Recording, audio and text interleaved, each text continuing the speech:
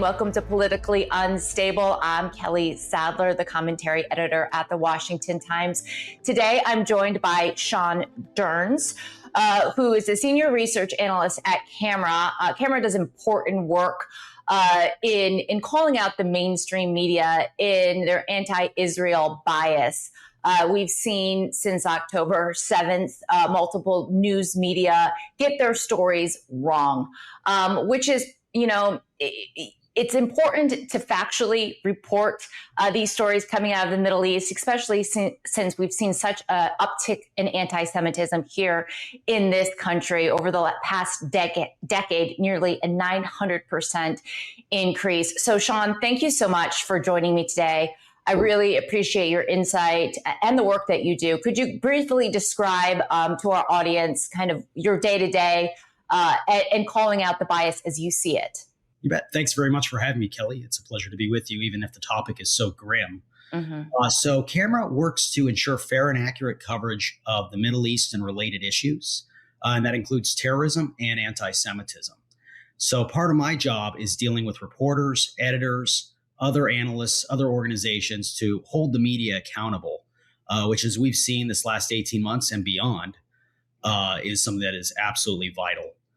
We try and get corrections from different media outlets, and we basically try and ensure that the news is factual and accurate, which is quite the challenge these days.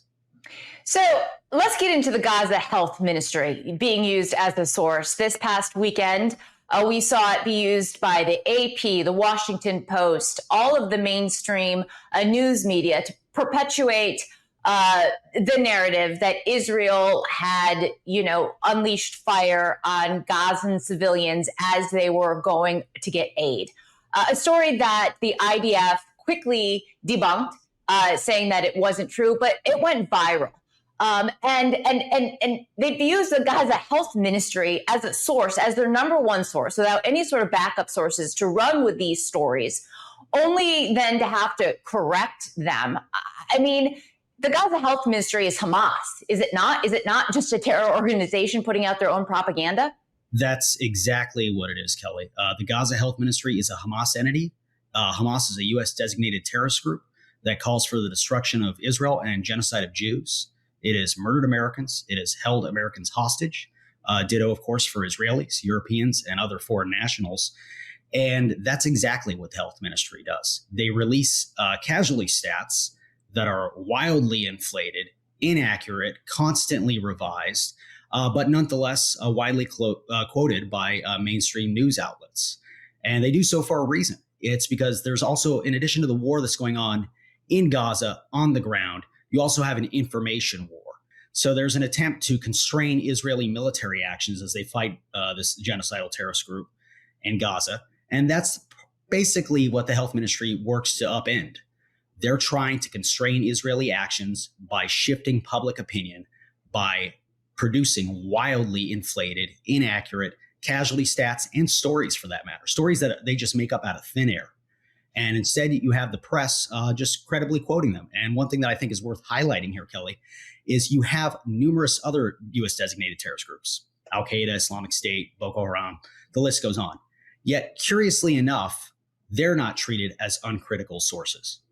Only Hamas, whose preeminent objective is the destruction of the Jewish state, is treated as an uncritical source. And I think that's an interesting discrepancy and a revealing one. Can you talk to me about some of the most egregious errors that Camera has corrected since October 7th in the U.S. mainstream media, which is supposed to be unbiased? It's not supposed to have any sort of, be tilted toward Hamas or be tilted toward the Palestinians any more than it should be tilted toward Israel. It should be just neutral coverage of a war that's going on, overseas. And that's exactly, to your point, that's exactly what Camera works to achieve. We just want facts to be out there and reporters to be careful and report the facts, not to indulge in speculation and not to uncritically parrot Hamas propaganda. And unfortunately, that's what they've been doing almost from day one. So the war's been going on for over 18 months now.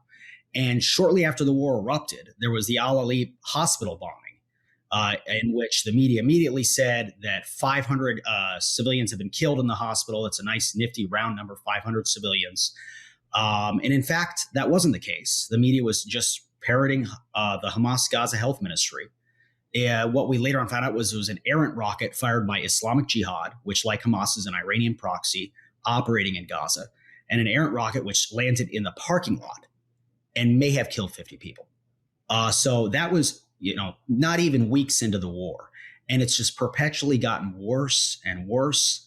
And many major news outlets, the Washington Post, Associated Press, among others, just continue to indulge in this. And they know better. And I know that they know better because we've called them out to it, to their face, repeatedly. In fact, what is their response when you do that?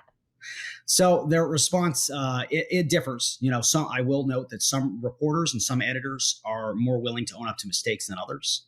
And it's difficult to categorize by outlets. Some outlets tend to be more problematic, others less so.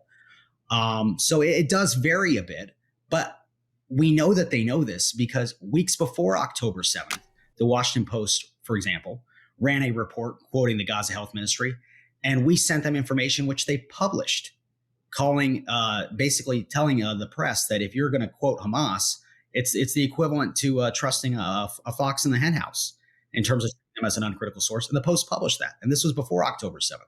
So they know. They absolutely know. You've had former Reuters Jerusalem bureau chief Luke Baker, numerous U.S. administration officials from both parties, all note, do not trust the Gaza Health Ministry.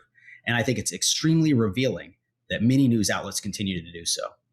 Well, it's insidious at this point, knowing where the facts lay, where they are, who the Gaza Health Ministry is, to keep reporting it. You got to think that there's some sort of anti-Semitism within the ranks of those reporters putting out this propaganda. And that's what it is. It's propaganda and it's misinformation.